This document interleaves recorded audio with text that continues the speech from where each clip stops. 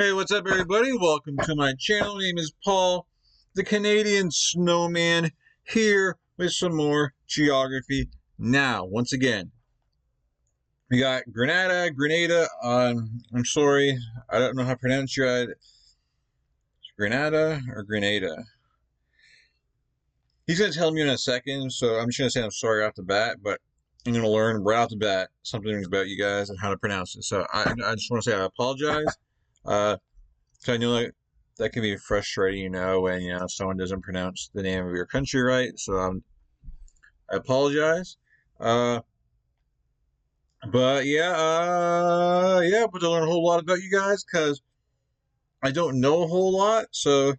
But that's been a big theme throughout this whole series. I don't know a whole lot about anything, so don't feel bad. I'm not the smartest guy in the world, so you gotta bear with me sometimes. But yeah, we're gonna jump right on top of this. What is my computer doing over here?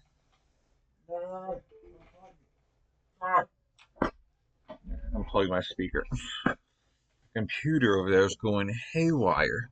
All right, much better. Don't have all these noises in my ear. But yeah. What am I doing? Oh yeah, we're about to play this video. So please hit that like and subscribe, guys, below. Please and thank you. That helps me out a lot. And remember, we're going alphabetical order through this entire series. So I'm not skipping. I'm not skipping. But anyways, yes. We're going to continue on here. You guys are amazing. I appreciate all the support. And we're going to get to the video. 3, 2, 1, bam. Grenada. It's pronounced Grenada. It's time to learn geography. Now! Hey everyone, I'm your host Barbie. Well, we've reached our 7th Caribbean country, Grenada. As you know, each Caribbean country kind of has a little quirk that they're known for. And now we reach the Spice Island. We'll explain why in a bit, but first... Well, we're back in the Caribbean. Let's just jump into it. Grenada is the southernmost Caribbean archipelago nation located in what is called the Windward Islands at the tip of the Grenadine chain, right below St. Vincent and the Grenadines, and less than 150 kilometers away from the tip of Venezuela or Trinidad and Tobago in the south. Grenada is made up of 3 main islands, Carriacou, Petite Martinique, and the largest one, Grenada. In addition, the country owns a little over 20 smaller uninhabited or barely inhabited or partially inhabited or privately inhabited islands, like Ronde Island, Kale Island, Large Island, Saline Island, and Frigate Island, and Diamond Island. Diamond Island. Ooh, I never realized how perfect those 2 words sounded together. Diamond Island. Thanks, I needed a title for my novel. Grenada is divided into 6 parishes, each named after a saint, whereas Carriacou and Petite Martinique hold a dependency status with the capital and largest city, St. George's. That's right, not St. George, St. George's. What exactly they're referencing in terms of his ownership for George, I have no idea, but it's his town. Hey, maybe that's what they're talking about. St. George's town. This is also where the largest and only international airport, St. George's Maurice Bishop International, can be found. Pearl's Airport used to be the main airport, but then it kind of devolved into a go-kart racetrack and Soviet aircraft graveyard where cows kind of like to graze. About 94% of the population lives along the coasts of Grenada Island and are interconnected by the main road that loops all the way around the entire domain. Otherwise, some notable spots in Grenada might include St. George's Market Square, Fort Frederick, the walking tunnel between the Cartonnage and the seaports. The Cartonnage in itself is awesome too. The underwater sculpture park, Fort George overlooking the city of St. George's, and everywhere you find the Hurricane Ivan Underwater sculpture park. People just do a whole lot of sculptures and then just put them at the bottom of the sea or something. It's very interesting. Or do they sculpt things already on the bottom of the sea? That was definitely very interesting. I'm not sure, how that works or how that became to be.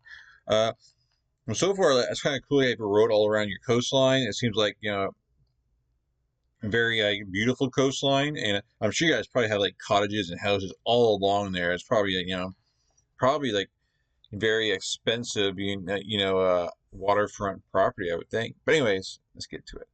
Get back to this. Yeah, look at that, man. This guy's got sunglasses on.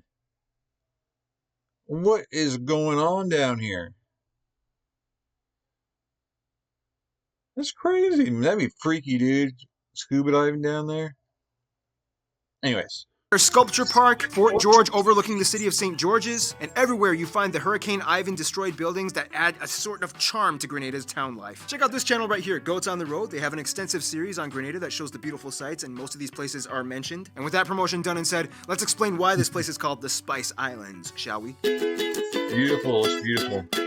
Now, at first glance, you would assume that the Caribbean islands are pretty much the same in physical makeup, but in many cases, that couldn't be further from the truth. Now, although they were all formed by volcanic activity, not all the islands in the Caribbean came out with the same features. This is why you have specific regional designations for the Caribbean island clusters, like the Greater Antilles, the Lesser Antilles, the Lucayan, Leeward, and Windward Islands, as well as the Leeward Antilles. This is why places like flat, boggy Barbuda looks almost nothing like volcanic lake boiling Dominica. Grenada is the last and final island chain in the Grenadines, known for being rocky, tropical islands with more volcanic activity, as their northern cousins have mostly Holocene and extinct volcanoes. Grenada boasts two main volcanoes, the tallest point, Mount St. Catherine, and Kikumjeni, located right in the middle of the sea. I'm not even joking, look it up, that really is what it's called. Now finally, let's answer that question. If you look at a zoomed satellite map of Grenada, you'll notice that unlike the other islands, Grenada isn't overtaken by large patches of geometrically cultivated crop fields. But don't be fooled, those open areas that look like large, lush green forests are actually nutmeg plantations. Out of all the Caribbean islands, thanks to the extremely rich soil, Grenada is known for being the Spice Island because they are the world's second largest producers of nutmeg after Indonesia. Indonesia, a country that is like over 2,000 times the size in population and 5,000 times the size in land area. They are also the only country that produces prime quality mace. In addition, they also grow quite a bit of cloves and cinnamon. Many people who visit say that when walking through the country, you can actually smell the spice in the air constantly. It's like walking through a scented candle,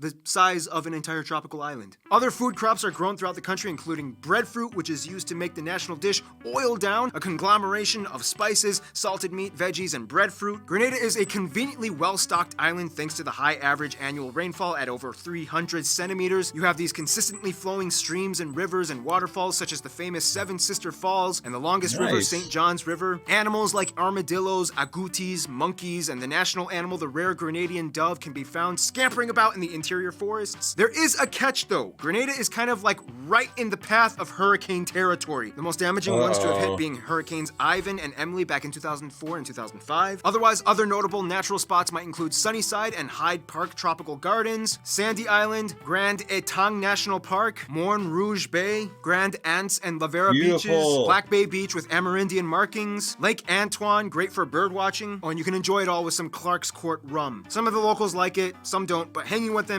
will be the best, no matter what you drink. Here's some more on that. Damn, beautiful beaches, Grenadians. That's what you call them. Like Canadians. Not Grenadans, Grenadians. Grenadians, I got ya. Grenada might seem like a typical Caribbean country, but if you... Grenadians, I like it. It's like Canadians, man. It's like we're related. All right, I'm gonna come visit. I just don't want to get hit by a hurricane. 3, 2, 1, bam! Just like I'm sure you guys would want to visit and be attacked by like a polar bear.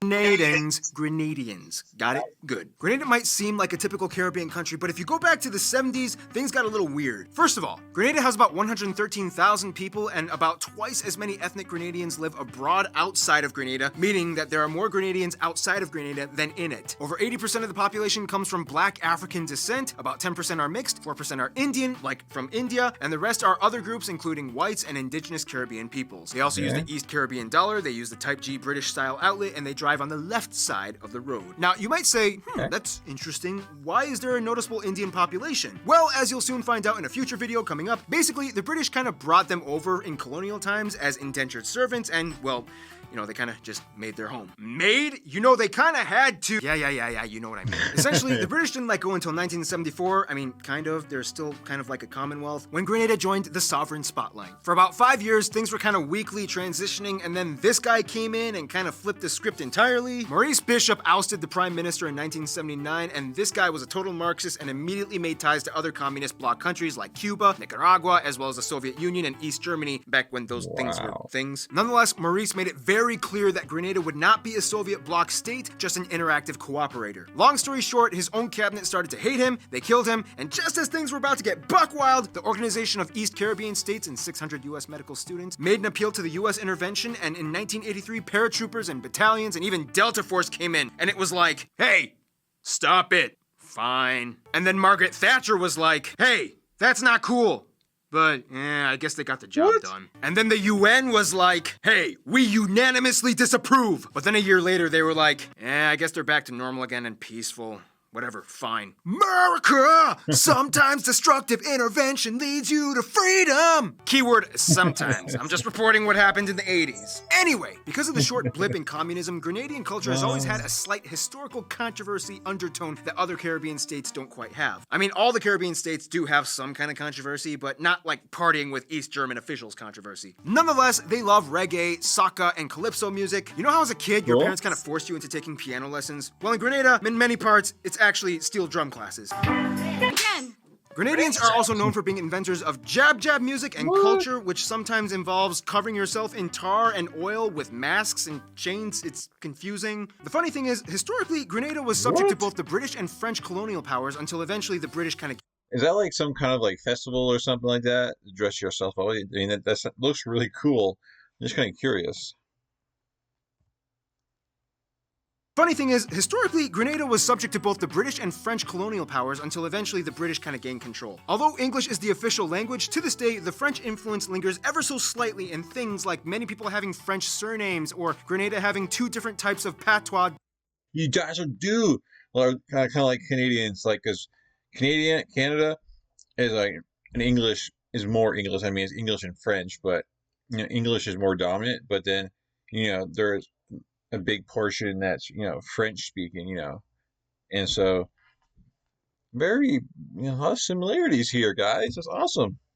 In things like many people having French surnames or Grenada having 2 different types of patois dialects, one derived from English and the other from French. Also, you can tell faith-wise, nearly half of all Grenadians are either Catholic or Protestant, harkening back to the respective denominations of their former colonizers. Also, it explains why they celebrate French-influenced Carnival, which is celebrated in August, not February, but British-influenced cricket is the most popular sport. Otherwise, some notable Grenadians would probably include people like Formula One driver Lewis Hamilton, calypso artist-singer Francisco, or the Mighty Sparrow. Jennifer Hostin was the first black woman to win the Miss World competition in 1970. Aline Francique, Kiriani James, Hollis Mapp, Eric Gary, Daniel William, and Keith Mitchell. It's interesting to see how Grenada has progressed into the country that it is today in such a short amount of time. Of course, they had a few others involved in the process.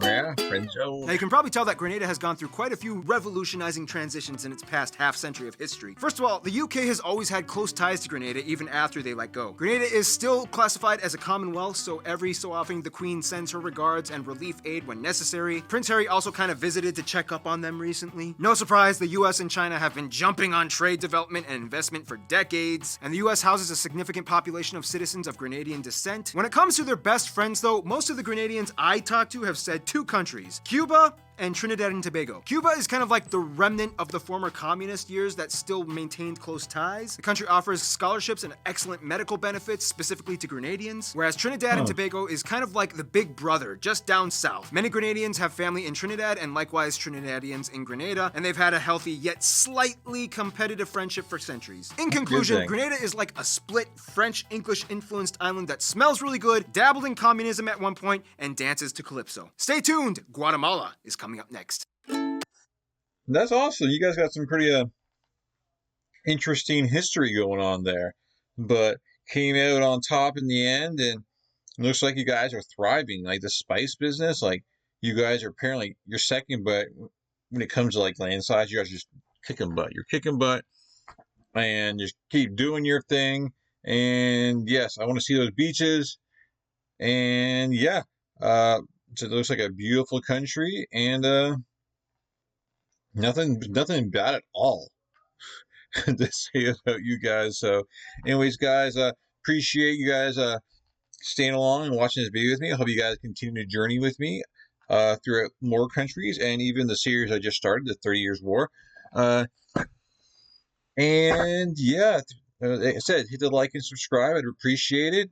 And I'll definitely catch you guys in future videos. Definitely an interesting and informative video. And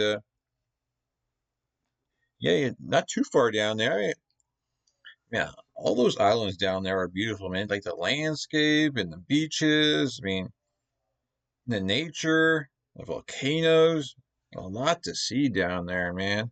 But like I said, anyways, appreciate you guys watching. And I will catch you guys in future videos. I'm out.